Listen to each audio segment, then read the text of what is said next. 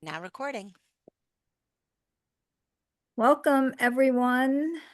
Great to see you all. I'm Maria Volpe. I'm a professor at John Jay, and I started these breakfasts that are currently co-sponsored by the Association for Conflict Resolution of Greater New York and the City University of New York Dispute Resolution Center at John Jay College of Criminal Justice.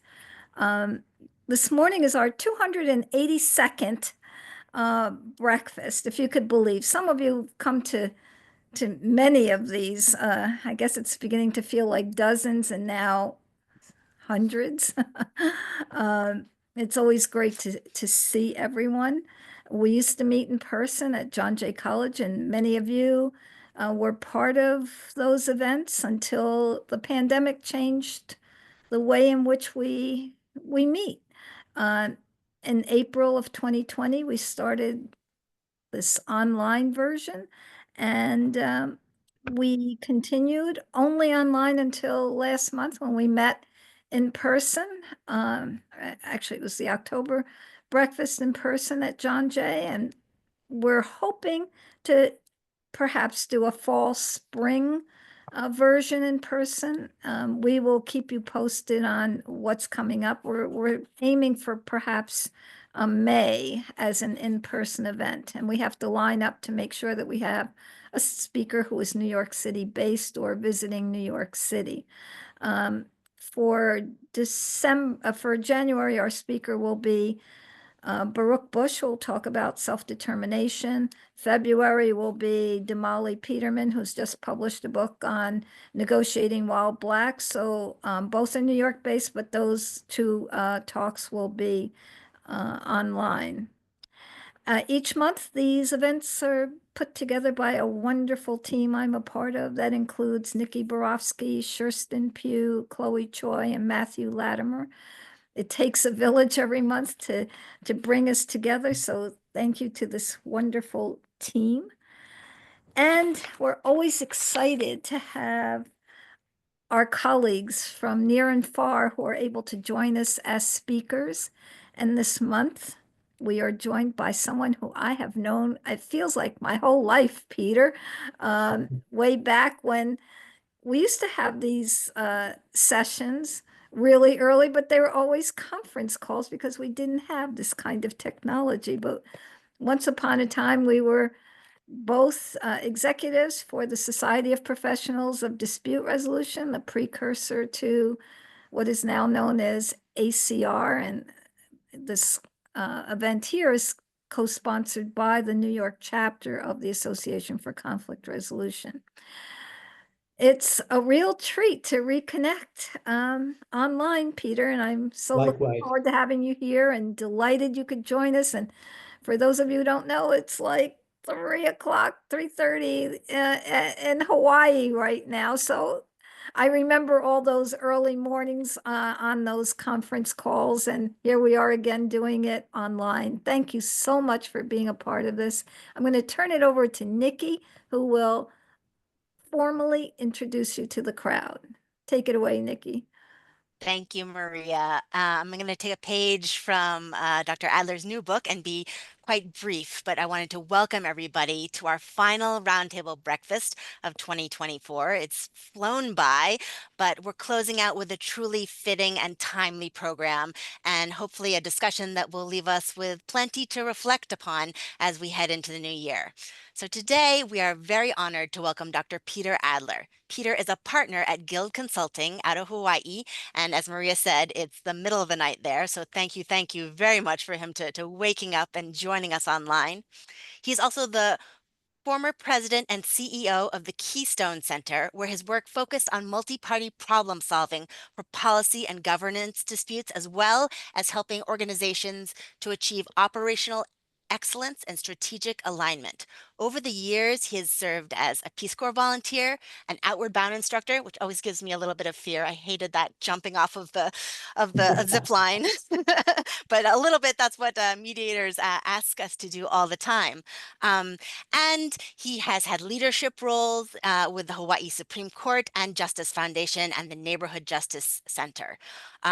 He's authored 5 books at least, and countless publications on conflict management, strategy, and leadership. So you probably know his name. His latest book is called Calming the Storm, a leader's handbook for managing unproductive conflicts. And it's designed to be just that, a really practical and useful handbook for tackling the kinds of conflicts that keep people and generations stuck. And then certainly in America, we're lined up for some sticking points in the future. So it's quite a timely tool.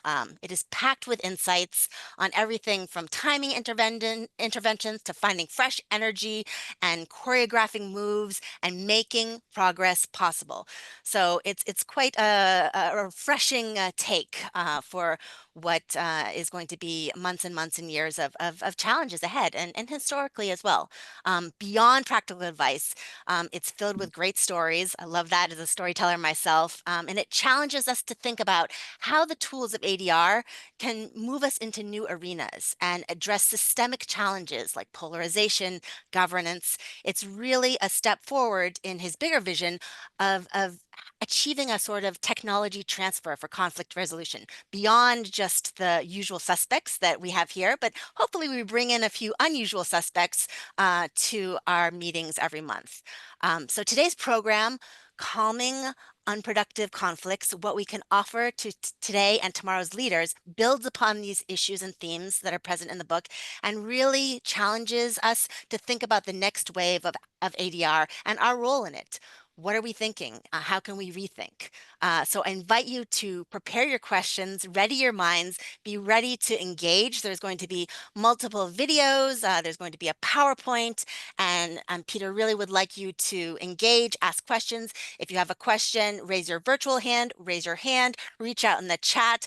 I, as well with my fellow and sister facilitators, will be here to help you if you're having trouble making your voice heard, but we really want to be sure that everybody participates and has the opportunity to exchange with Peter. All right, that's it for the introduction. Peter, I'm handing the virtual stage over to you. We're really looking forward to it. Thank you again for waking up and for sharing your thoughts. My pleasure. Thank you, Nikki. And Maria, thank you so much for inviting me to do this. I'm really honored to do this. There's 100+ people online right now. And just so I forewarn you, I'm a sort of a primitive on the technology. When I have technology problems, I usually turn to a 15-year-old who's around. So I apologize, but Nikki looks like she's got everything under control. So when I lose it, Nikki, you're on. So let me see if I can pull up this PowerPoint. And oh, now I got to go find it.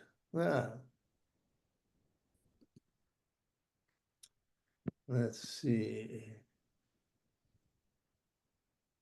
Okay, is that visible? Yes, you just need to press the start slideshow. Yeah, I just got to find it. Oh, no, everything's in the way of everything as usual. So, Peter, if you go back down to that orange bar that we went to before when we tested it, and Yeah. there's a little cup there to the left. Yep, there. Perfect. Click, click, right? There Perfect. we go. So I've been thinking a lot about this. And first of all, what I'm going to do today is I'm going to move through a number of different ideas. And these are kind of three more themes, if you will, that are interesting to me. I hope they'll be of interest to some of you. But I also know people have to come and go because it's in different times and we're all in different places. But I'm going to sort of move around through a lot of different ideas, things that consider all this a work in progress. As Nikki said, I'm really interested in the next generation of our work and where it might go. I'm going to say some things. So I'm going to tell some stories. The book itself is full of stories. If you like stories, there's a lot of good reads in there. And I'll say a little bit more about that, why this book evolved and how is it evolving and all that. So I'm going to tell some stories. I'm going to share some ideas. I'm going to ask some questions of you. I'm going to show you some videos if I can make it work, and Nikki can make it work. So I want to actually start with a little bit more about myself. This is a time of reflection for me. It's the end of the year. And excuse me. So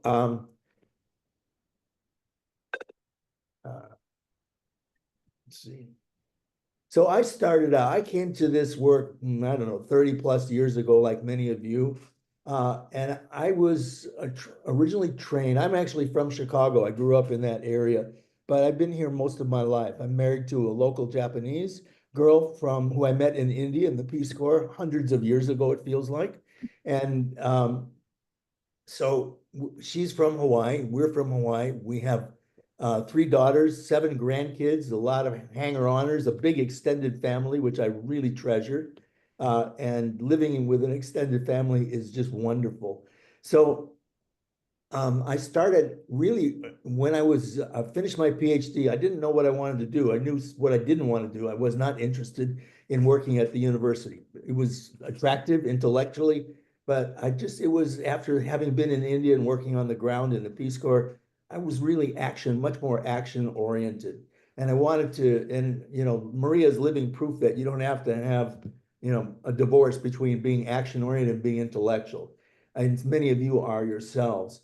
In the course of working as an outward bound instructor and as a deputy director in an outward bound school here in Hawaii, I received some training in something called ho'oponopono, which means it's a very old Polynesian and Hawaiian way of resolving disputes. It's not precisely mediation, but it is one of the many little branches on the trees of the work we do. And it's usually done in big extended families in traditional times when there was a dispute, and it could have been a social dispute. It could have been a psychological dispute. Hey, brother over there has really gone crazy. He just robbed somebody. They would gather the whole family. They would spend a couple days sometimes in a big circle conference of sorts. There was a man who led it who was called a haku. And if you've ever seen Hawaiians with those head lays, that's a haku. And his job was to weave the family back together again. So I got some training in that, which we used on our expeditions. And when Hawaii Bound was just sort of closing its doors, the mediation center started. And I became the first executive director on a wing and a prayer for what was called the Neighborhood Justice Center of Honolulu. It was one of 6 centers funded by Griffin Bell at the Attorney General's office. And it was really a wing and a prayer. Nobody knew what it would be like.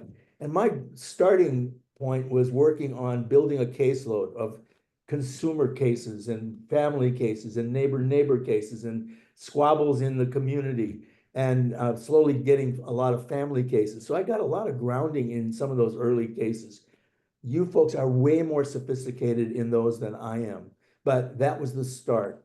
But over the years, my original training was in science, and I've always taken an interest in science and organizational problems and big science cases, whether it's GMOs or whether it's, whatever they might be.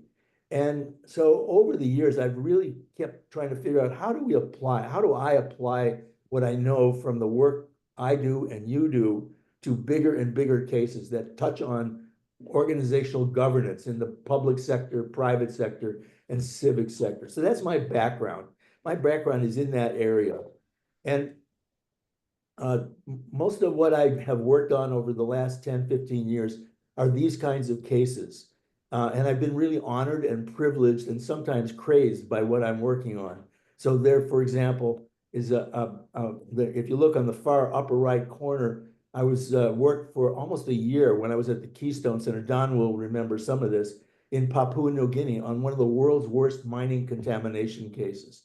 We had meetings on vaccination policies, which I think may be coming back, on the Endangered Species Act critical habitat, on greening America's supply chains, on micronutrient malnutrition. So I've always been attracted to these larger governance kinds of problems, both in the private sector, but also in the public sector. And this is a really good time to be thinking about this stuff.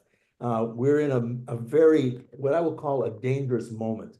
This is excuse me, this is a dangerous time. I have a sense that we're up against some very tough things, and we may have to hit bottom before we start to change. There may have to be a further crisis before things shift. But I'm struck by the amount of violence that is going on.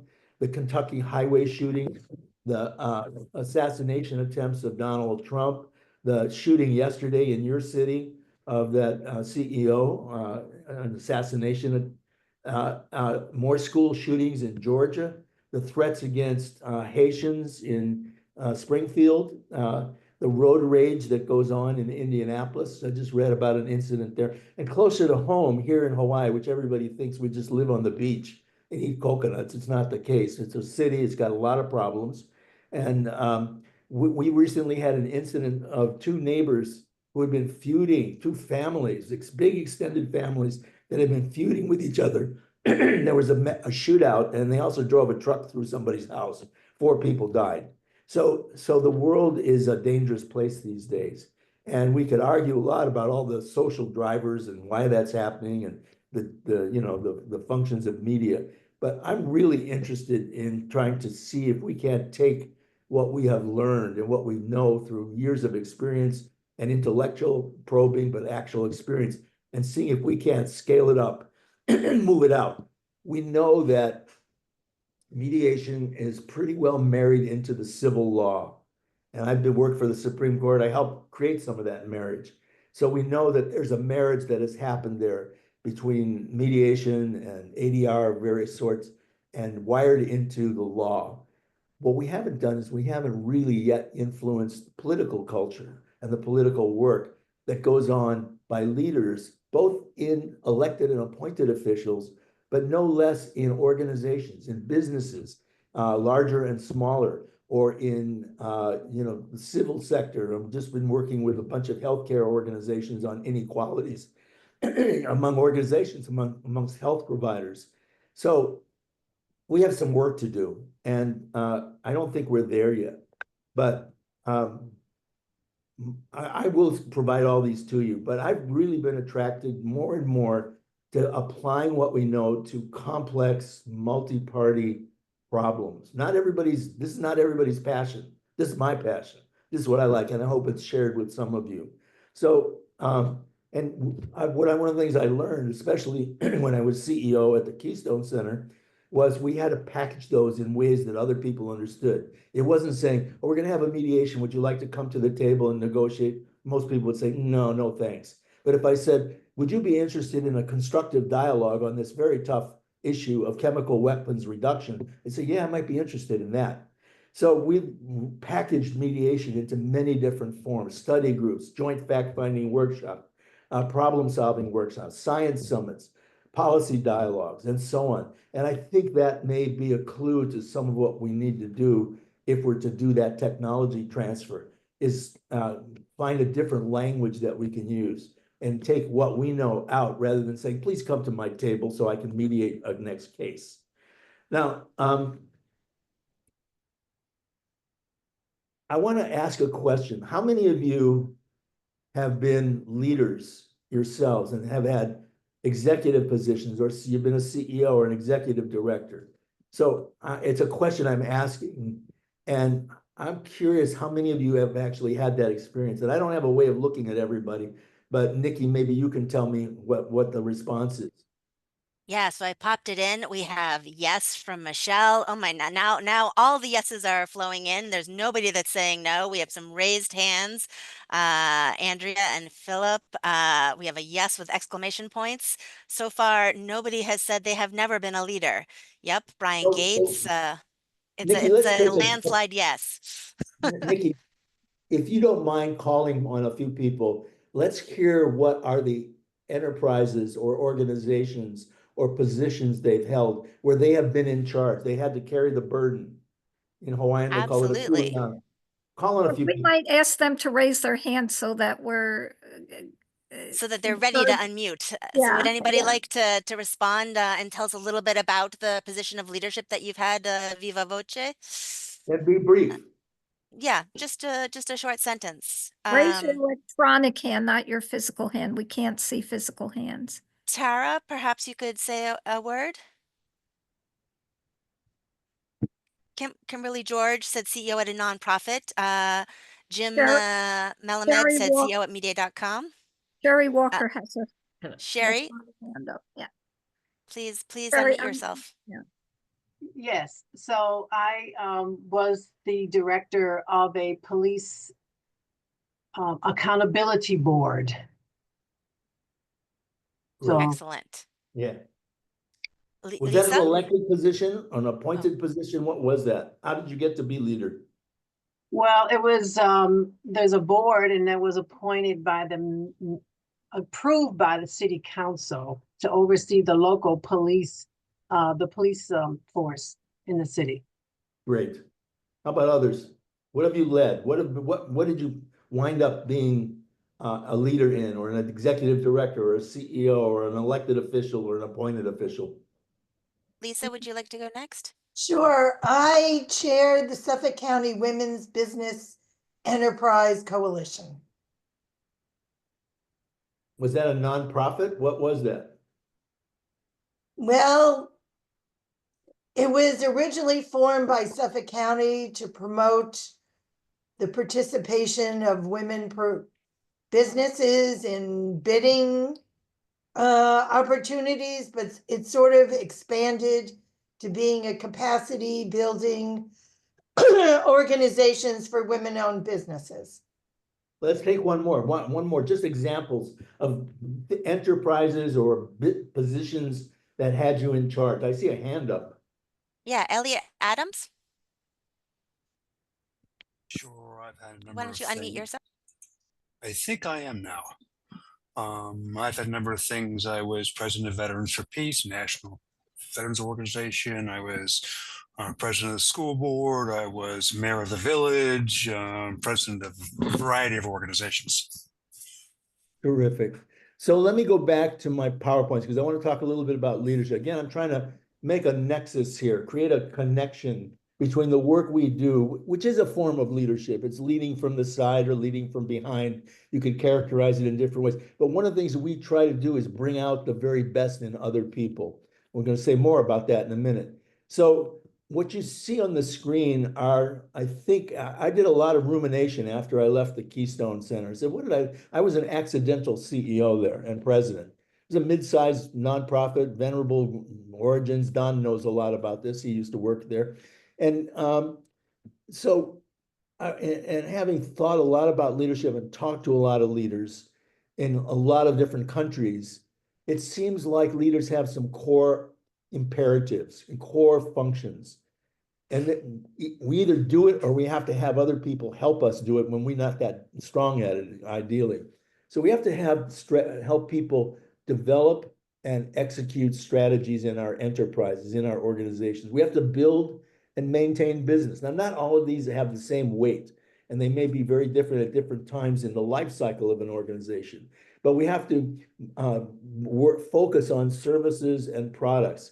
We have to manage risk and manage finances, and we have to hire, inspire, and sometimes fire people. Those are imperatives that we have to do. Now,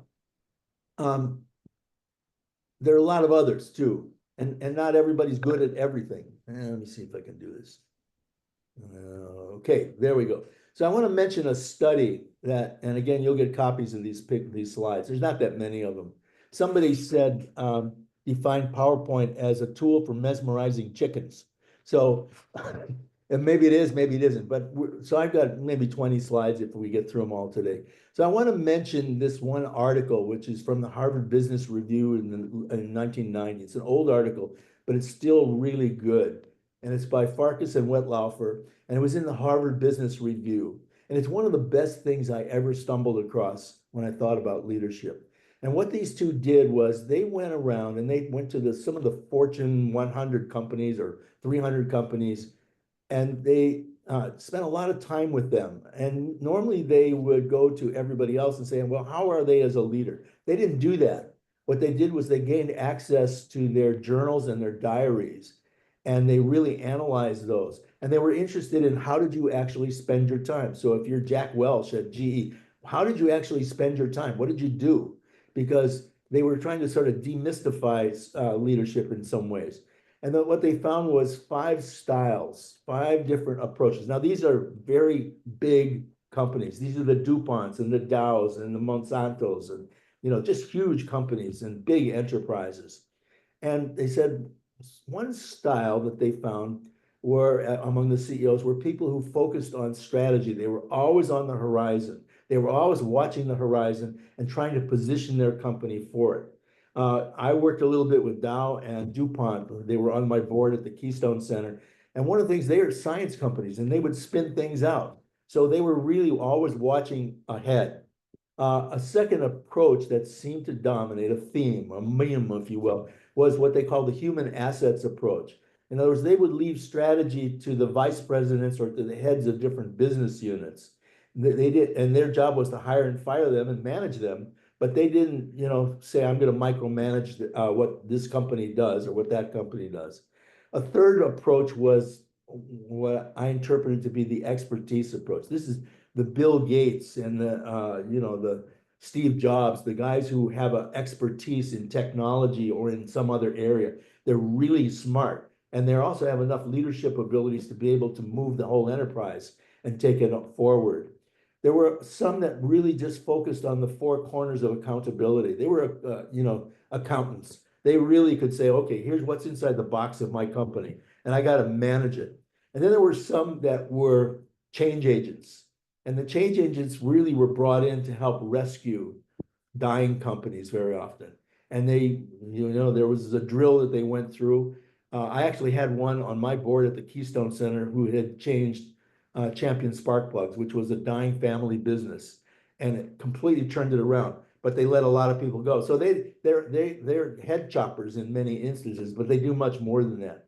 So there were these different styles, and nobody had everything. None of the CEOs that they interviewed had every skill and every approach, but they all seemed to fall into some thematic areas, and the smartest ones figured out how to bring in other people who could compensate where they had less skill. Okay, so let's see what I can do here. The next thing I want to do, if I can possibly pull it off with Nikki's help, is I want to show a film. And this is the film, some of you have seen, I hope many of you have seen it because it's a great film. This is the film about Nelson Mandela, and it's the film Invictus. A lot of people seen it? Yeah, great. It's a great film. And I want to show you a particular scene in which Francois Pinard, who has a little trading business, but he's also a rugby player and he's captain of the Springboks, which is a very mediocre team. And Nelson Mandela invites him up. Mandela was, a kind of a crafty politician. He was kind of my idea of a good politician. Abraham Lincoln, Mandela, Gandhi, they have some ideals for who I like. And he was inspirational, but he was also very savvy. So he invited Francois Pinard up to have coffee or tea. And Francois Pinard didn't exactly know why he's there. Francois Pinard is played by Matt Damon in this movie. So if this works, I'm going to show this, and then we'll talk a little bit about that. Okay, so I'm going to stop sharing that. Now, Nikki. Yes. Now we got to, Now we got to do the share button and select the clip that you want to play. Well, it's not that. That's not the clip. Thank God there's a Nikki here. All right, let me see. I'm trying to get out of this thing. It's complex to do, but and you can maybe even start the clip, double click on it, and then you can click the green share button on the bottom of your Zoom screen and then select that window so that everybody can see and hear. And thank you for everybody's patience. Yes. Audio visual is a complex thing. You're dealing with an idiot on this stuff. Now, Peter, you did it before. So as we know, we build on our success. You did it. You can do it. All right. So now, Nikki, Yes. I got it teed up. Excellent. Now I got to go to share screen or share. Yep. Share. Where are you, share? Things have moved around here. Share is should be at the bottom, Yep. close to center of the Zoom. I see it. Okay. And this is what I think I want. Yes. Ah, this is looking very promising. All right. I hope we can hear it. Can you hear it? Yeah, it's a little quiet, but Yep, and so far. Now I'll ask you the question. Of course. What's he like? When I worked for the previous president, it was my job to be invisible. This president, well, he found out about my English coffee. He brought me some back from his residence in England. Then now it's invisible. That's where he waits. One of his assistants will come for you, and the bathroom is over there if you need it. Okay, thanks. What are our chances in the World Cup? I mean, for real. We'll do our best. That I can guarantee. Sorry, President. Frank, this way, please. Yeah.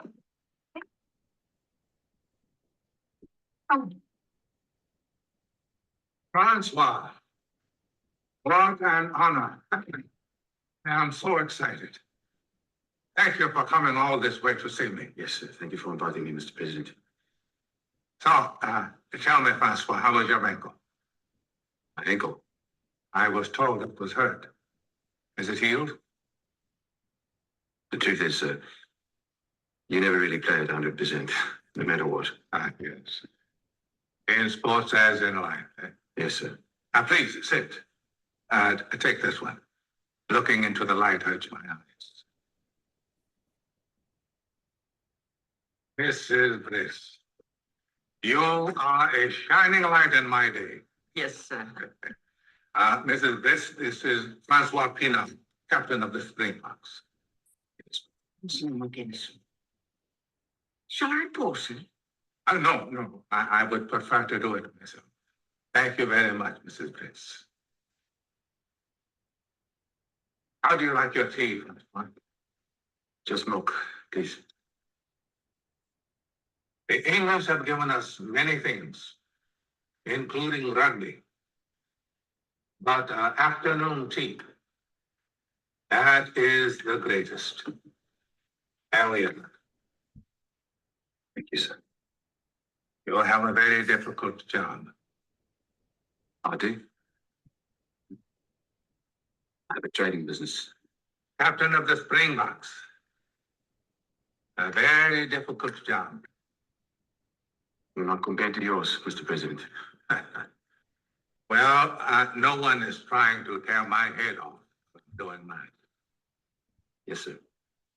Tell me, Francois, what is your philosophy on leadership? How do you inspire your team to do their best? For example, you've always thought to lead by example, sir. That is exactly it. And how to get them to be better than they think they can be. That is very difficult, I find. Inspiration, perhaps.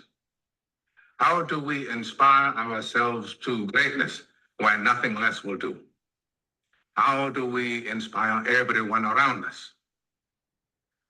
I sometimes think it is by using the work of others.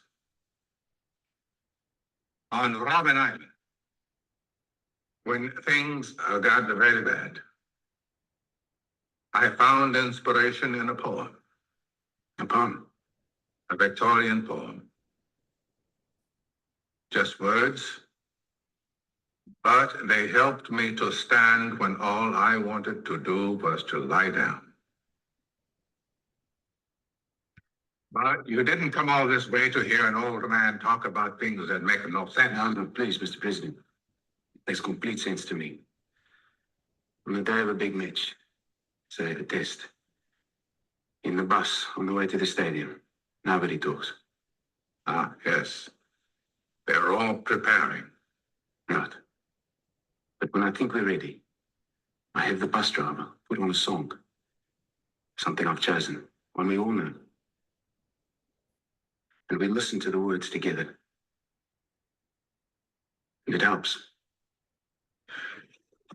I remember when I was invited to the 1992 Olympics in Barcelona. Everybody in the stadium greeted me with a song. At the time, the future, our future, seemed very bleak. But to hear that song in the voices of people from all over our planet made me proud to be South African. It inspired me to come home and do better. It allowed me to expect more of myself. And I asked, what was the song, sir? Well, it was in Sikelele, Africa. A very inspiring song. We need inspiration, Francois, because in order to build our nation, we must all exceed our own expectations.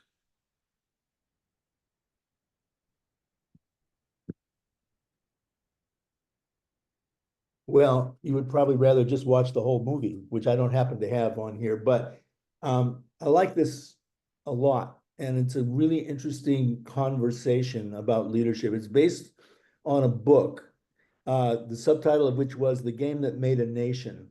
And Mandela, in this book, Mandela talks about how important it was symbolically for white Africans to buy into a change in the culture.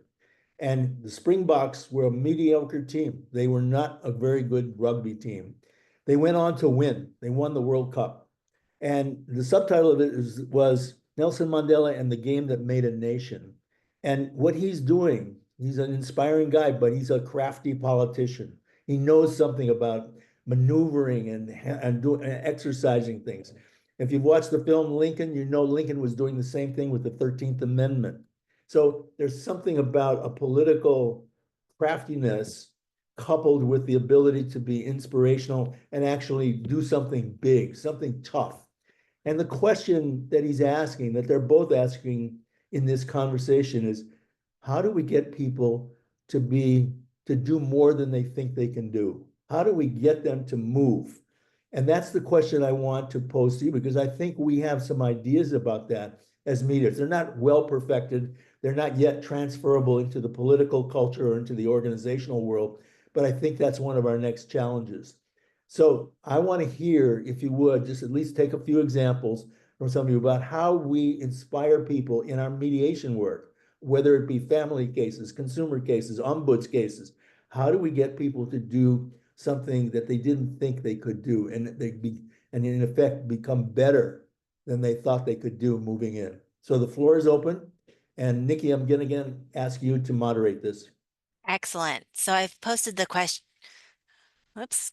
I've posted the question in the chat. How do you inspire people in your work, whether it's in a kind of more traditional mediation or as ombuds or whatever you do? Tara Fischler said, providing hope, showing them others have and they can create creative problem solving.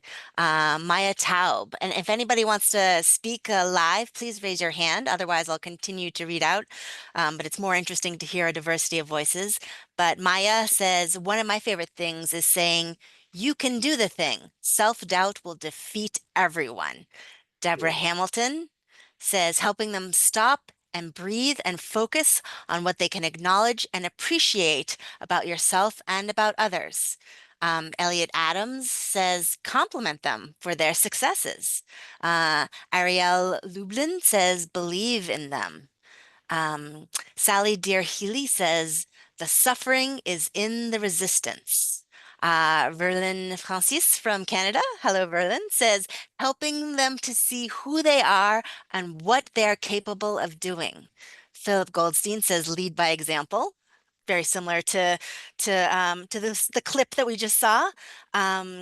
Sherry Walker says providing support and allowing for mistakes. And we have Gigliotti who has raised their hand. I would like you to unmute and maybe share with us your tactic, and then Felicitas Court afterwards. Yeah, hi. This is great, and I think it really starts with us. Something I'm doing differently in mediation and housing court is some of the harassment cases are really challenging to mediate. So we're going to start to implement something called kind of community conferencing and adding some restorative justice practices. So I think that to inspire the people we work with, we really have to be creative and really looking at what's working, what's not working, what they need, and being willing to be flexible and using some of the different skills that we're always learning. Yeah, interesting. Maybe Excellent. one or two more, Nikki? Yeah, Felicitas, How you do we have your. inspire people to do Yes. more than they think they can do? Thank you so much for that excellent presentation and provoking, very stimulating. I am from Venezuela, and right now we have a situation when you mentioned Mandela's, leadership.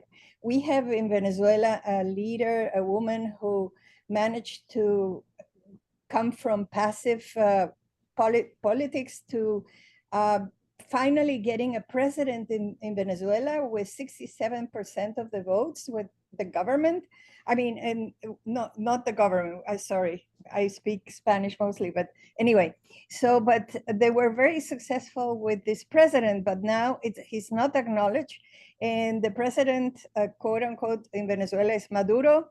And right now we're very concerned that asking for help internationally because he's not allowed, this new president is not allowed to take office in January. And there's a lot of resistance in different areas of the country and out of the country, even with the Hague. And so I want to hear your opinion on, how, if you have any suggestions of the resistance, how to overcome such dictatorship. This is a very powerful question, but anyway, if you have any ideas. I have all the armchair philosophy ideas that everybody else has. And one of those, though, is, and it pertains to our current situation in the United States. After the election, I was listening to an interview with someone from England. What did they think? And they said, the Americans have gone bonkers. We've gone bonkers. Now, I'm not spending a lot of time hand-wringing about what's just happened. I'm leaving that to my colleagues and friends who are obsessing. I think, sad to say, we have to hit bottom, and there has to be a crisis that will change things, because and it will take a momentous change to be able to bring about the changes. And Nelson Mandela is a very good example of that. People don't, and I mentioned that in Calming the Storm, people don't realize it, but it took two to tango, and de Klerk was his counterpart who was bringing him out of jail, out of Robben Island, and bringing him out to the office in the capital, and they were negotiating the future of South Africa. There were two of them. It wasn't just Mandela on his own. He had to be a savvy negotiator and help change the moment. But it took a crisis to do that. And Mandela was called a terrorist. He had been involved with terror incidents before. So, we think it's maybe just, he's like on this pedestal, but he was a very savvy and crafty politician. And I don't think you have to give any of that up in order to be a good one. But the new rules that we're seeing right now, I think in the United States and maybe in Venezuela and maybe in certain other countries, maybe in South Korea, they're kind of the rules of power. And there's a section in the book where I talk about this, about I grew up in Chicago under the first Mayor Daley, who was pretty tough. He was the boss Tweed. And Richard Daley and Jimmy Hoffa and a lot of others, are real power people. And Maduro may be the same way. I can't tell. You will know that much more. But there are people who want power and want to keep power, and they have a personal ego about the power. And that's part of the question is, how do we change that? And some of them we can't change. We may not be able to change that. It may take a real crisis to do that as it's done. Here's some of the rules that I've dug up about how traditional politics go. And we've seen that in spades in this last election, but I don't think it's unique to Donald Trump. I think it finds its way in others.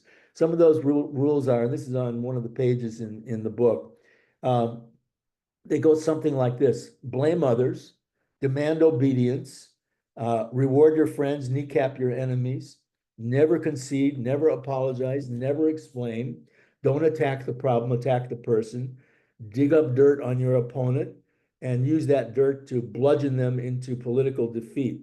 And never tell your opponents exactly what you're doing. Where there, if when there are accusations, deny them in the face of possibly adverse decisions, postpone, delay. So these are the rules of the road for political power mongers, power brokers. Can we change all that? Probably not. We're not going to change everybody. There are people who I think would not be interested in this book. The question is, can we influence a new generation of leaders or ones who are coming into power in ways that transfer some of what we've learned in our own work into that?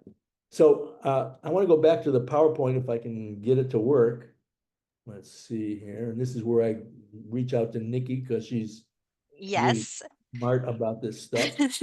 You can select the share button again and then choose the PowerPoint, which should be probably still open on your desktop. Did I not do the share? Nope, not yet. Huh. Oh, here we go. Share. And we'll hopefully have some time at the end for Peter to Oh, yeah. solve crisis in Venezuela fully. All right, now let me see here. Now that little tiny button on the bottom right, yeah, that one. Okay, Perfect. so thank you, Nikki, so much for your help on this. So I don't think I have a perfect answer to this. I'm very inspired by that and Mandela Francois Pinard conversation, which frames the right question. How do we get people to do more than they think they can do, to be better than they think they can be? And there's no one answer to it, but at our very best, these are some of the things that I think we do. I think, and we're interested in your conversations on that. See if I can move this thing right out of the way here. I tell you. So we help people have hard conversations, difficult conversations, conversations that many of them would rather avoid. We try to help them understand, yeah, interests and positions, but also the personal satisfactions. Satisfactions is an underrated thing in the literature of ADR. We help them stay focused on what is possible. We try to confront the risks and have them confront the risks and the consequences of decisions or not making a decision.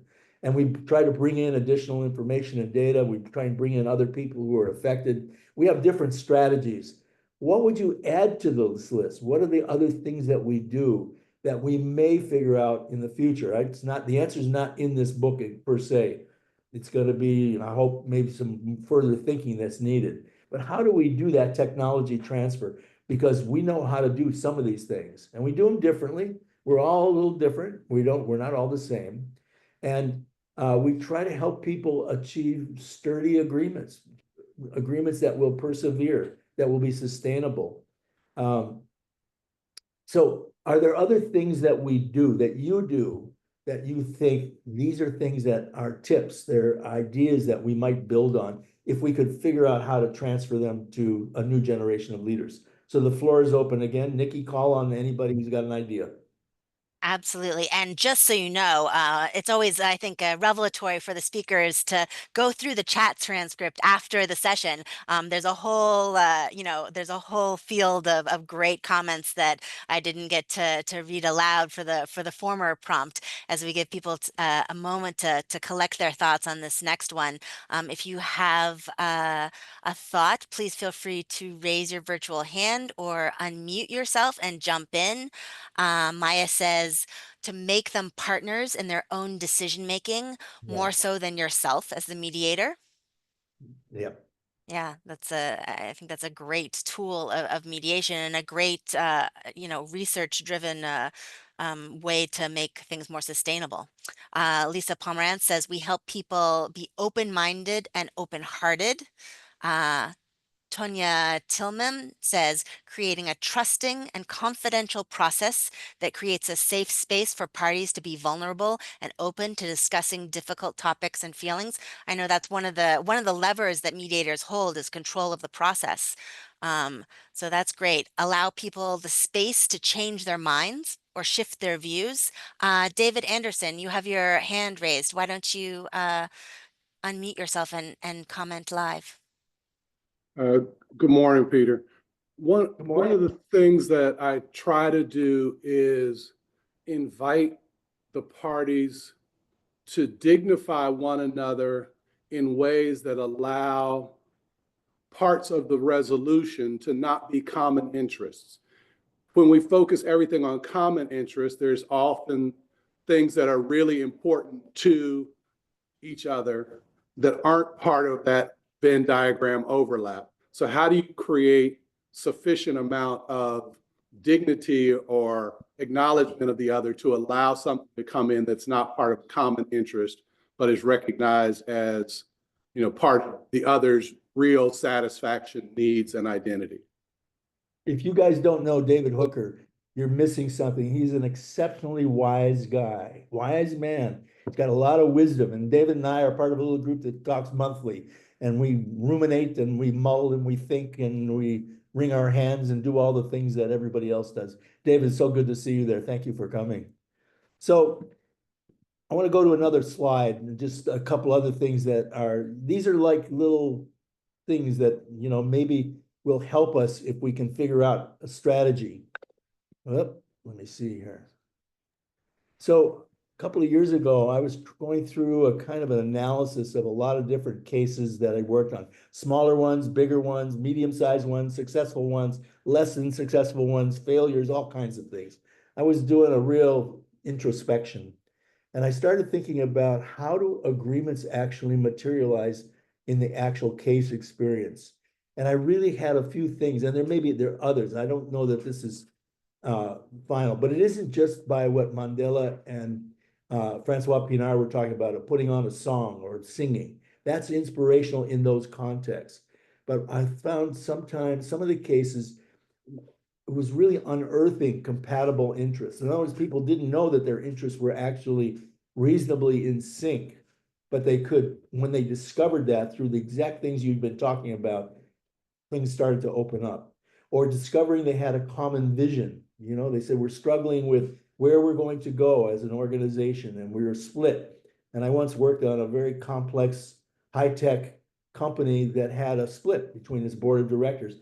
And the little turning point came when they said, we all actually share a certain vision.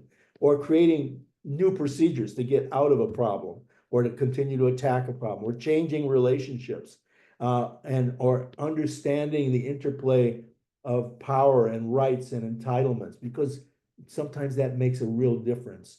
And finding a common enemy. I worked on a really interesting project years ago that led to a groundbreaking new water law for the state of Hawaii. Before that, everything went to court. Every stream side dispute went to trial, went to a court. And finally, we helped put a work group together, and we created a new water code. It became an administrative water code, which exists today, full of lots of interesting new problems. But the common enemy that they said was, you may be with the biggest company here in Hawaii, and you may be with the county council, and you may be with, Earth Justice. But one of the things we all agree on is we want to control our own water. We don't want control to go to Canada or Japan or someplace else, because that's what was happening. So finding that common enemy, a lot of mediators don't want to talk about that, but finding that common opponent, creating what became a linchpin. So I want to keep going on a few more slides just on the interest of time. I might come back to this. This is a case that I worked on that was really interesting about pig hunting. So what is it we can offer to some of today's leaders and tomorrow's leaders? And I want to go back. Many of you know this, but I just want to remind us that the work we do is ancient. It's an ancient tradition. It goes back probably to when we lived in bands and tribes and just coming out of the Pleistocene. By the way, my favorite American philosopher, Lily Tomlin, she says that we humans develop speech out of a deep need to complain when we started living with other people. So, but this genealogy of agreement seeking and trying to build agreements and stop wars and stop fighting, it runs very parallel to the deepest destructive impulses that we also have. We have to acknowledge we have those. And it spans at least 6,000 historic cultures and language groups. And there are lots of different forms of it. Whoop. I'm out of sync here, but here's some of them. And again, you'll get copies of this. I think about the traditions that I know about here in Polynesia and in Micronesia and Melanesia, and I've worked in all three areas of the Pacific. There are traditions of this ho'oponopono, which I mentioned, which was my first training. Ho'oponopono means to make things right. Pono means right. It's a kind of a righteousness. And ho'o means to make. So that's that job of that person who leads that ancient practice, or the leopard chief practices in Africa, or the Loya Jirga procedures in Afghanistan. We don't give them credit for that. We just think it's war over there, or the disentangling ceremonies in Melanesia. So there's lots of traditional methods, and we're part of that same line. We're in that tradition. We just have our own ways of doing it now. So our version of what we know, I think, and many might correct me on this, the contemporary American version, or the version of mediation that is coming out of the United States, really goes back to the Wagner Act and the guilds and crafts and the labor union work and the recognition of collective bargaining. But it really is turbocharged in '76 by the Pound Conference. And those of you who are around know that that conference was seminal. And it was the causes of popular dissatisfaction with the administration of justice. And it was a look in the mirror by the justice system. And that gave rise to some ideas about mediation in communities. And that's where the first grants came from in the Attorney General's office. I view the rise of community mediation in our time as the primal mud. That's out of which has sprung a lot of other stuff. And we know now, as I've said before, that mediation is married into the civil law. But it may be a moment when we're open, there may be some openings for new ideas. And my training is in sociology, and I've always thought this made a lot of sense, that there's social movements have a trajectory. And those of you who were around in the 1970s in the mediation world, Maria was, and I was, and maybe some of you were, we know that it starts slow. There's an S curve at play. And there's some point where the literature, people writing about it, people thinking about it, people experimenting about it, and it starts to gain some takeoff and acceleration and achieve some currency. And then comes a moment when there's a saturation. It's out there. It's being applied in many different areas. And it either is now mainstream, and that's where it stays, or it transforms into something else. I think the next frontier for us is building off some of those early successes that we saw as things moved into the courts. And they're there. There are successful regulatory negotiations and roundtables, joint fact-finding inquiries. Some of us do a lot of science work, trying to really do some joint fact-finding, not just one expert, but teams of experts, and helping them reach agreements.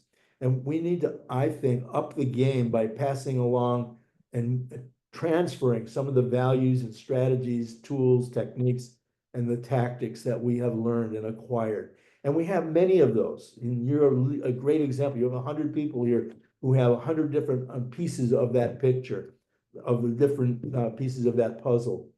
And we need to figure out ways, and I don't have all the answers. This book is just a little jump off point for me. It's targeting influential leaders in the public and private and civil sectors. Those are interesting.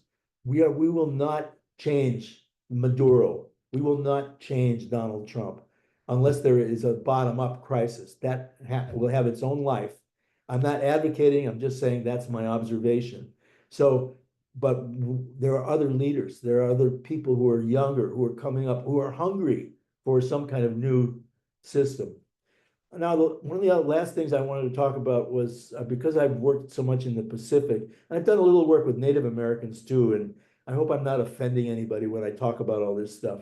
But I've gotten very interested and returned to local leaders that I know. So I want to tell you a couple stories about some of these people. And this man is named Tom Kaulakakui. He's a Native Hawaiian. He's a very interesting guy. And when I was working for the courts, I was appointed as a special master on a $90 million stadium construction case and product liabilities. It had a lot of parties, and nobody quite knew what mediation was. And my colleague Keith Hunter and I waded into this thing as special masters, and he was the judge who appointed us as masters. So we had certain powers. And some of the lawyers said, well, this is communism. What are you guys doing to us? We're not used to this. So Tom was a very really good judge. He's left the bench, and he's now doing work with young Hawaiians. He wants to focus on training young Hawaiians. He's a decorated Vietnam vet. He is an Aikido master. He is a practitioner of several martial arts, and he has an idea about chiefly mediation, chiefly leadership that he tries to teach to young people, young Native Hawaiians who need this kind of role model. And he has a small school that he does this. He's a very interesting guy. He's got a really interesting philosophy, and much of it is similar in ways to the things that we do, but he comes at it very differently. So Tommy Kaulakukui is an amazing man. He's much younger in this picture, but he was the special master. And he used to tell me when I was working on this really complex litigation case involving construction defects and product liabilities in our local stadium here, which was falling apart right after it was built.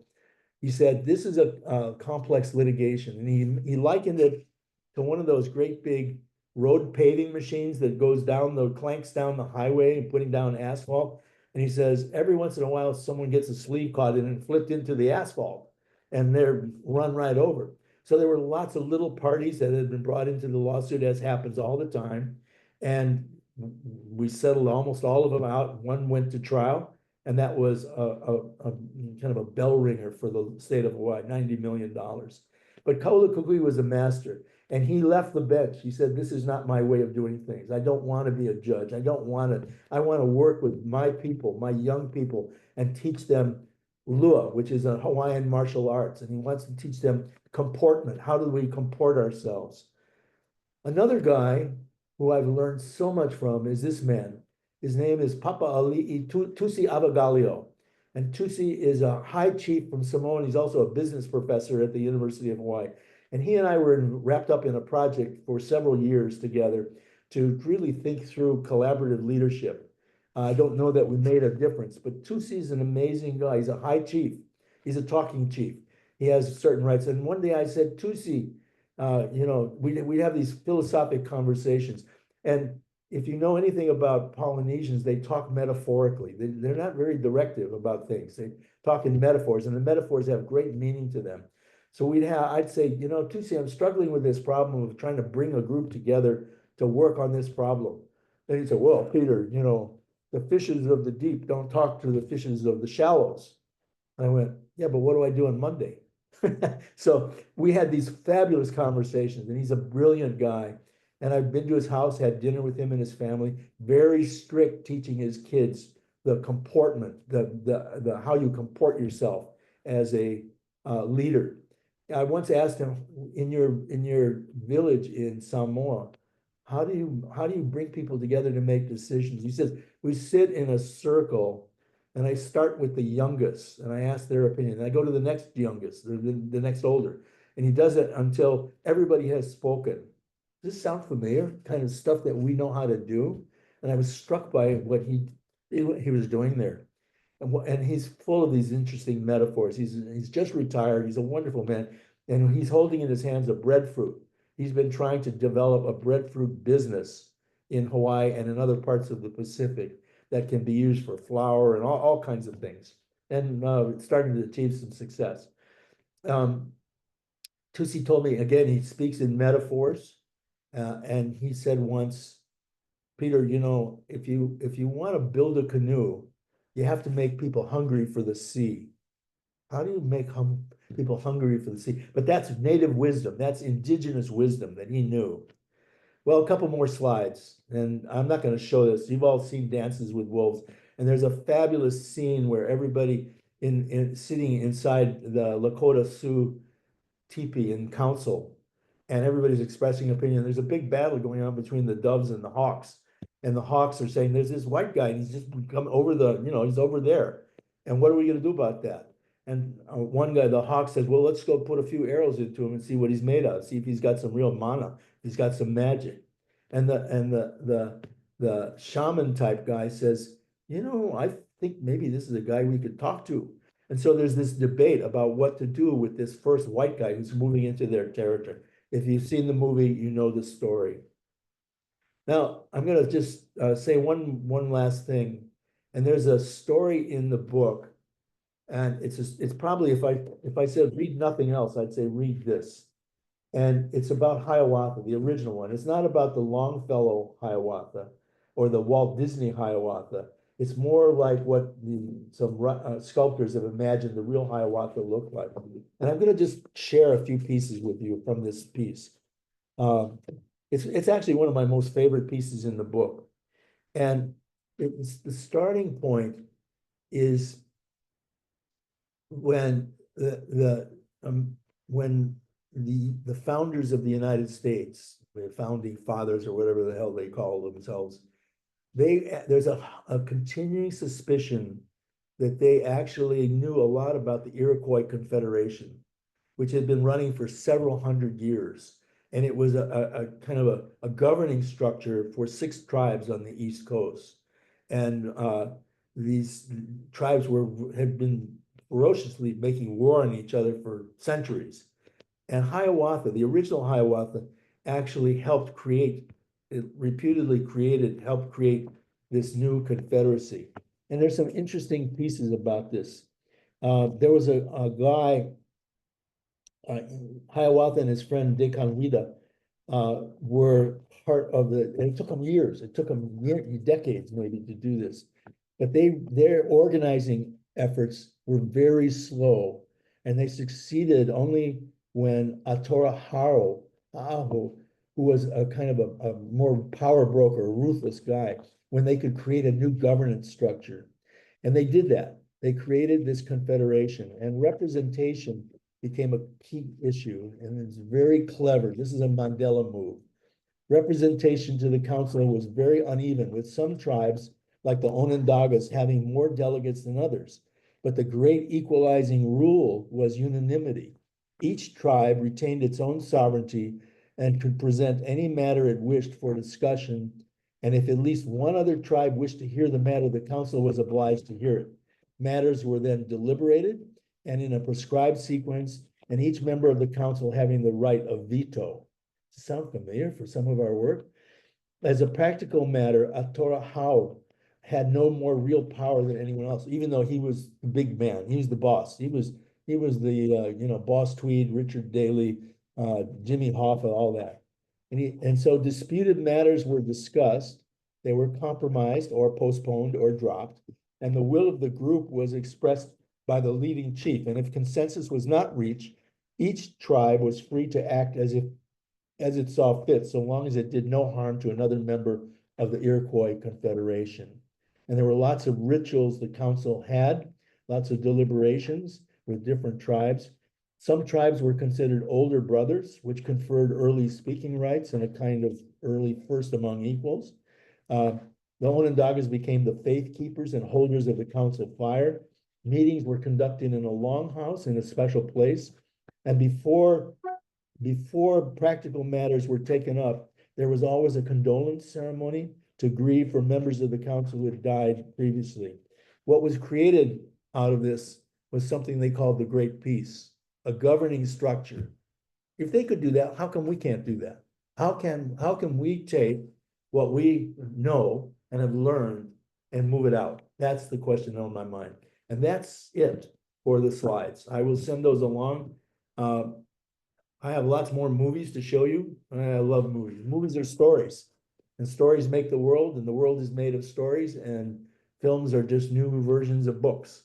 So lots going on. So the floor is open. I'm happy to let anybody talk. We got about 20 minutes left, I think. Am I right, Maria and Nikki? Yeah. Well, If anybody, yeah, please raise your hands. I just wanted to promote the book again. I haven't read it all, but I have skimmed it, and it's really a great resource where you can really you can skim and just take the lessons, or you can do a deep dive into the storytelling that you so artfully craft around each of the lessons. And it's full of different little tidbits that can be helpful. You could do a kind of a one a day for, a couple of months and just enrich your day with a little jewel, thanks to Dr. Peter Adler. Just Peter. Deborah, you have your hand raised, and while Deborah's asking her question, I'll post another link to the book. And I think I don't know, on your website, there's a discount that people Yeah, if you can order from the access. publisher, it's a little cheaper. Yeah, so there we go. A little inside information. Deborah? So, Peter, thank you so much for today's presentation. It really warmed my heart because there were a lot of pictures of animals. So you were handling issues between people involving animals. That's what I focus my practice on. And most people think it's just divorce or neighbors with barking dogs. But it is a worldwide phenomenon that if in fact an animal is involved in a conversation, the emotions rule the day. Someone posted, what if you're killing someone for the food you have to eat today? Well, there are people there who don't think you should be able to do that. So it's a conversation. I'd love to hear a little bit more about your experiences in Africa and in Hawaii when it comes to the land and the animals and the people on both sides, and sometimes 7 different sides of the conversation. One of the projects that I worked on over the last couple of years was a very contentious issue about feral cats on the island of Kauai. And feral cats in Hawaii, we don't have winter and we don't have coyotes, so they're apex predators. Yep. And we have a lot of endangered species and endangered birds, seabirds and native birds, forest birds. And the cats have really been pretty robust on decimating those populations. So this was a case in which cat people and anti-cat people came together, and we actually worked something out and provided it over to the county council, which was the people who had asked for this. So animal fights are ferocious. Some of these are really tough, and for all the reasons you probably know, and probably know better than me. So they're not easy. I'll tell you one other story about my old comrade, Bob Benjamin, who he's quite well known in the family mediation area, and he's getting more reclusive and cranky as he gets older, but that's okay. We're all doing that. So Bob did family mediation, and he was telling me a story about how he had his office, his mediation set up in his office, and he had dogs. He had a great dog. He had a Labrador or a golden retriever or something. And people would start fighting and really snarling at each other. And eventually he would say, "Excuse me, but you're upsetting the dog," and everybody would quiet down. Everybody would quiet down. I just always thought that was pretty good. But animal disputes are right in there with all kinds of other tangles of issues that are problems. And this feral cat one is much on my mind because it's, again, feral cats. There are people who love cats. They don't want to call them feral cats. They want to call them community cats. They want everybody to take care of them. Several clients that way. And, it really is, they keep the rat population down if they're kept down. If you do the TN, right. so many different, and nobody wants to stop and listen about the alternatives. They always talk about, you've probably found this, what they disagree about, but they never think about what they could agree about. And that's why mediation works so well. Exactly right. No, exactly right. So I admire what you're saying, and about working with animals, and what an interesting place it is. It doesn't matter whether it's farm animals or caged animals or sheltered animals. There's something about the really honorable work that you're doing there. How about others? Did I see Jim Malamed just popped up there someplace? I was just going to say, Jim has been hyping you on mediate.com, but he also posted a question that maybe you'd like to address. Jim, do you want to speak, or would you prefer if I read it aloud for you? I'm not sure. Sometimes people are in rooms where you can't really participate. But feel free to interrupt me. I'll just read what he posted as the question, but he's been putting some great resources for where to find some more of your writing. And there was a great podcast also on mediate.com that you did with Colin Rule. So he asks, while it is of course always great to get everyone physically together, is it not also true that we should be taking maximum advantage of the online environment to spread the word about constructive conflict resolution? Well, Jim is a real pro on this, as is Colin Rule and their colleagues at mediate.com. They know more than anybody else about those kinds of that word ODR. And you can already see that I'm sort of technologically a primitive. I'm just not very up on this stuff, but I admire it. And I think it's right for many different cases. But somebody at the beginning talked about how wonderful it is to get everybody in the same room at the same time. And I'm still like that. I'm just, I find that, those they're not right. We have to do a lot of things electronically. And I think Jim and Colin and their colleagues, Claire, are on the right track because the world is really moving technologically. It's moving very fast. And AI is right on the cusp of, um, playing a big role in our work. It's not just Zoom. It's not just WebEx, but there's a whole new generation of stuff. So it's there. We can't not do it, but it also isn't the sole answer for everything. Peter, this is Jim. I don't know if you can. Oh, how you doing? I am good, thank you. Good. What are your thoughts about this? Historically, mediation wouldn't take place until the folks would agree to mediate. Agreeing to mediate was a precondition for mediation to take place. What I'm wondering is online, we find it's very, very easy to identify problems because there's many complainants out there. A lot of folks with grievances, a lot of folks that would like things to be better. But if the rate determining step for mediation is also convincing the other party to mediate, then I don't know how much mediation is ultimately taking place. And so the question is, when you get a complaint, when you get a grievance, when somebody has a real problem, does it make sense for the mediation community or a part of it or some to in fact be very proactive in reaching out to this person? First, of course, better understanding their situation, even before we have understandings perhaps about confidentiality and impartiality and all of our little process. Does it make sense for us to be, or some of us, more proactive in reaching out to that individual who's got the problem to try to, in fact, see if we can't create a constructive forum?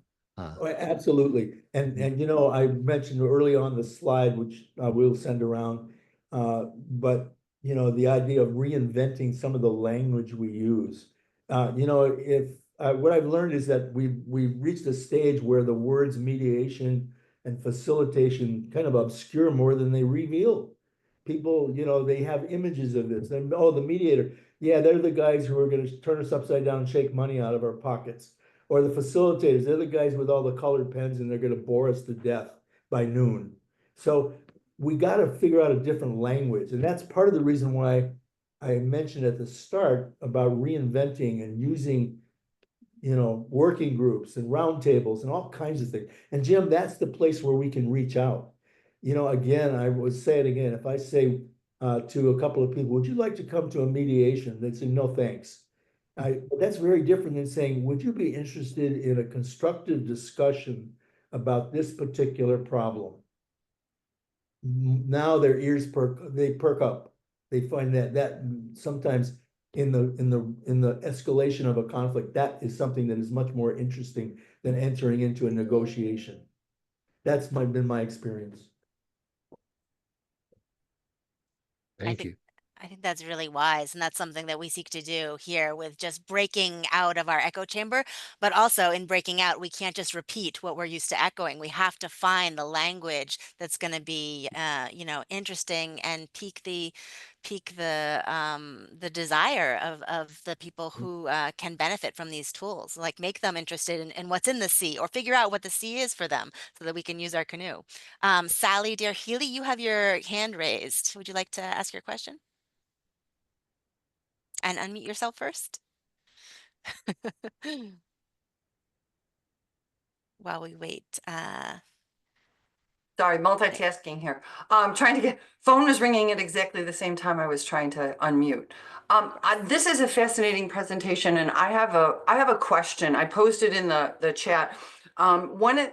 What I see oftentimes is leadership meetings, and I'm the executive director of the New York State Conference of the AAUP, American Association of University Professors. And, you know, a lot of smart people, but a lot of difficulties in communication. And I find that our meetings are often much like a need mediation at those meetings. But my question in the chat, and this has been an ongoing issue in several organizations that I'm on boards at or involved with, is when the parties are friends, like good friends, and what happens in the meetings is so influenced by that the need of the organization is often overlooked. And that's a mediation skill I am trying to work on. Like, how do you mediate between business folks who are also friends, that those business decisions are likely to, you know, people are unwilling to say things because of the friendship at the cost of the organization. So I'm wondering if you could speak to that, or if anyone could speak to that. Well, there might be others who could speak better. You know, my instinct right away is to say, how could some kind of trusted other person work those issues? How could somebody else come in and at least help do it? And maybe it's not to tie everything in a bow, but it's to do, you know, clarification of the issues, or it's to, you know, build some new language and new trust. You know, because if you're too close to it, I mean, I've been in that. I was CEO at the Keystone, and I couldn't mediate everything. I had to exercise decisions sometimes. And I would do a lot of consultation, but at the end of the day, and I was with a lot of really brilliant mediators and facilitators in my organization, and they expected to be part of everything. And I said, no, you can't be. You can't be. You know, so they didn't like that, but we had to work our way through that. So it turns out, because we're having personal relationships, personal friendships, and collegial working relationships, but we also have some difficulties we got to attend to. That's when, can we figure out some other kind of intervention? And we can design those. Now, that's my view, but that's just instinctively, and others may have a better view than me on that. Somebody? Great. Somebody else? I know, Felicitas, you've already had a chance to speak. Let me pass the mic to Doug Thompson, who had an interesting question on mentorship and leadership. Doug, will you ask? Hey, Hi, Peter. Doug. Hey, Doug. Hi. I'm in a session tonight with David Matz on mentorship, and I'm wondering what you see as the connection between leadership and mentorship. And I had a second question I'd ask you about the role of cigars in peacemaking, but that's for another day. Doug and I have occasionally shared a cigar sitting outside. We got chased out by all the wives, but that's been a secret pleasure once in a while. You know, I'm working on a project right now. I've had a strange project with a bunch of very wealthy people who are in a golf course, and they're very smart, but they needed someone else to be kind of a cattle prod to help them develop a ongoing strategy, because every one of these 1,000 members of this golf club thinks they're the smartest person in the room. And so I've been working with them to design a 5-year strategy, a 5-year plan, action-oriented plan. And one of the things that was really smart that the guy who brought me in, the president, was he's built in succession. So the future presidents are all part of this process that we launched, and we're in the middle of it now. And you know, what he's done is basically quietly mentored his successors by asking them to also work on this strategy, so that it doesn't bomb out and they say, well, that was Eric's old plan, we're not going to do that anymore. They all have ownership. So I don't know if that's what you mean about that. I know that in my life, I've been influenced by some really great people who have been mentors at the right moment. What do they say? When you know, at the right moment, the teacher appears and all that stuff. And you and David Matz probably know more about that than most people. And it just depends. You've been doing that with students for a long time and bringing them into your court practice and Matt's does the same thing. So I think there's something powerful. I mean, if you think about the role mentors have played in your own life, and the question is, how can you replicate some of that? Thank I you. don't have a good answer to that, Dougie. Oh, thanks. Yeah. I think we have time for just about one more question.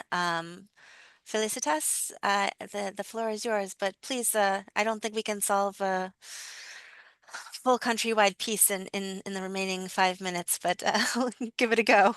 Thank you so much. I really enjoyed you're very wise, and all the information that you gave us is very useful. I wanted to ask you, when you say that you have to have a crisis, I don't know what you mean, but what more crisis than what we have? 8 million Venezuelans left the country. We have the largest torture center in Venezuela. Only 5 people are running 30, trying to a dictatorship with 30 million run only by 5 people with well, they have powerful friends that help them. But any suggestions? Because from all their experience that you have, do you have anything that you could suggest? I don't know. Yeah, I'm not sure if, just my own personal philosophy for the US right now is we have to hit bottom. We can do a lot of hand-wringing about every little thing that goes on in the Trump administration. I'm not in that mode. I want to watch what happens and I assume if those things don't work, there will be a major pushback. And that maybe have violence. I'm not wanting that and not waiting to see it, but sometimes that has to happen. And I've worked in enough countries where there have been revolutions and there have been crises. And, Colombia is a great example where now there's a new element of peace that seems to be developing there. But we also know, what took place there was very violent for many years. So I'm not advocating that. Please don't misunderstand me. But I just, part of me says, maybe we have to wait and see when the effects become so dire and so impactful. If they do, then there will be a major pushback. They're at that point. Well, thank you. We won't solve the world right now, but it's at that point. Yeah, I'm still in the audio. It's at that point that we're really hit below bottom. So I don't know. Violence is there. If you walk in the street and they ask for your phone, and if they see you contact someone related to the opposition, you go to jail without asking. It's a lawless country, 100%. So I'm sorry to hear this. yes, very bad. Thank you. Well, yeah. Thank you for sharing. Lavinia, would you like to ask the final question? Oops. I don't know if you can unmute yourself. Yeah. Oops. Lavinia, oh, there you go. Hi. Oh, thank you so much, Nikki. And Peter, thank you so much for your work over so many years. I haven't followed your work and admired so much of what you did with community justice and all in Hawaii. My question relates to things I've been thinking a lot about. Can you hear me? Yeah. But David Hooker's comment about even when there are no common interests, or common interests are a problem to get, that you can treat people with dignity and recognize their identity. And if I understood what he was saying, then that also can open up the forum for the possibility of creating ways to work together. And I struggle for many years with how you keep in complex or multiple paths for people to at least try to move forward and increase their understanding together. And I mean, as Maria knows, a theme for many years now has been creating collaboration, more collaboration with people, which does not mean complete agreement. It actually means people with very different interests agreeing to work together. And I do think the respect and and recognizing the multiple identities that even individuals have and the different communities they may belong to because of education, where they come from, et cetera, something. And so I just wondered, since you're dealing in such a rich culture, you would comment on that and anything you found to make things simpler at times. I'm much attracted to the idea of kind of working our way into problems that may eventually lead to solutions. And the words constructive dialogue are really key for me, really key. So the question is not, would you like to have a negotiation? Would you like to have a problem solving session?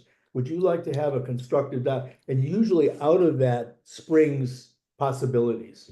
So I encourage us to really change some of the language that we use. I think we're much too language centric in our work on mediation and facilitation. It's probably not serving us well anymore. It works inside the courthouse or inside certain administrative agencies because it's spelled out, but in the political world, it's not always the right language. So the hunt for new language is on. Thank you. Thank you so much. And I love that. I think another one of the key aspects is brevity. And as it is rounding around to the 10 o'clock moment and very early still in the wee hours for you, I want to take this opportunity to just thank you so much for joining us and to thank everybody who called in for your attentive engagement and participation. I think you'll find the chat holds many treasures that we have yet to explore. Maria, would you like to say a final word of thanks? Very final word. Peter, you were absolutely wonderful. Thank you so much for getting up so early to be with us. What a present and gift treat it was for us this morning to spend the last 2 hours with you. Everyone, look forward to seeing you next month with Baruch Bush, who will talk about self-determination. And that is next year, not just next month. So see you in 2025 and a wonderful end of 2024 to everyone. Thank you again so much, Peter, for sending us off to think about constructive discussions and constructive dialogues. I'm going to think about it all day today. Thank you, Maria. Bye, everyone. We are adjourning officially. We will 2024. We'll stop the recording now and thank you, everybody. Hope to see you in the new year with new ideas and lots of great presenters to come. Nikki, have you saved the chat yet? I have not. I'm going to stop the recording now.